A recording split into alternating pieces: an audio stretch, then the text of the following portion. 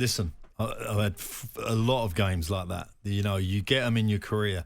There's just days where it doesn't work. You know, Sean will have to sit down with his staff, think about what they did, how their prep was, what tactical game plan they had. Did it work? Did it not work? And then the individuals around that. So there's a lot of kind of, you kind of just have to dismantle that game and then build again. And you know, by the time they walk in, or Sean walks in Monday morning into that training ground, he's got to be ready to go, because he's got to pull that team up.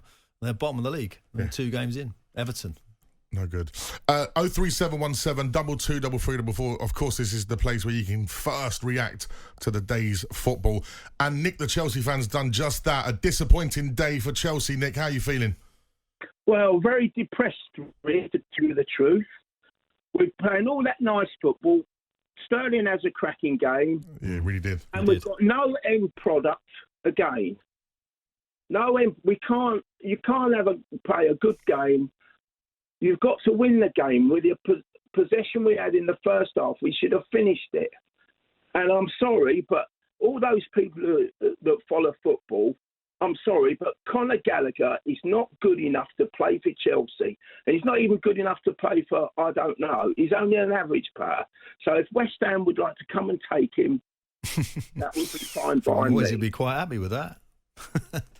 Yeah. I think, I don't think Gallagher was great today, but I think he had a great spell at Palace, as you're aware, and he did brilliant there in a different type of role. He's asked to be a sitting sort of midfield player today. I don't think that suited him, if I'm honest.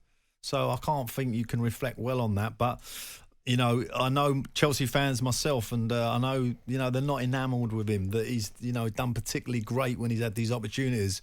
But I think Poch is seeing in him. He's seeing him every day in training. He's obviously seeing something, and you got to hope that boy's career kicks in at Chelsea. I'm sure it will.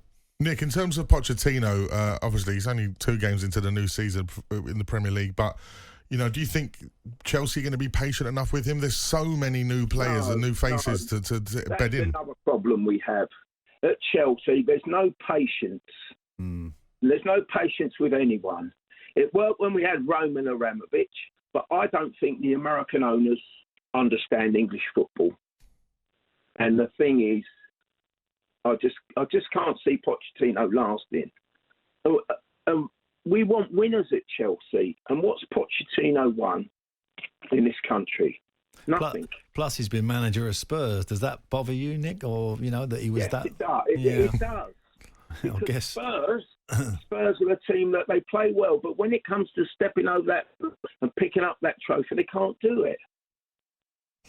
That's a question for you, Madge. Yeah, we'll get to that later on. Thank you, Nick, who's a very disgruntled Chelsea fan there. Chelsea fans and West Ham fans on the way home from the game that finished 3-1 at the London Stadium with a howler of a penalty giveaway for Caicedo, the £115 million man. The one real positive that Poch would take out of that game. What about Sterling today? Sterling was tremendous. Wow, that's as good as I've seen him for a long, long time. So that's some really good news for Chelsea today. And I thought Jackson was fantastic as well. I think I asked you this off air as well, as a manager, when teams are banking up against you, how difficult is that to try and counteract? What do you do in those situations? Well, you need that technically gifted player in that last third to suddenly open the door. And I was, when you look at Man City, that's Bernard Silva and David Silva before him, De Bruyne. You need real top quality in the Premier League level to try and unlock that door when teams bank in. And when they went down to 10 men, West Ham, it probably played into David's hands a little bit. He's done that many, many times. 2 banks of 4 made it very, very difficult for Chelsea to utilise their pace. And then the pace becomes irrelevant, and you need that real clever player, and they didn't really have that today. Absolutely. We already had texts coming in on 81089.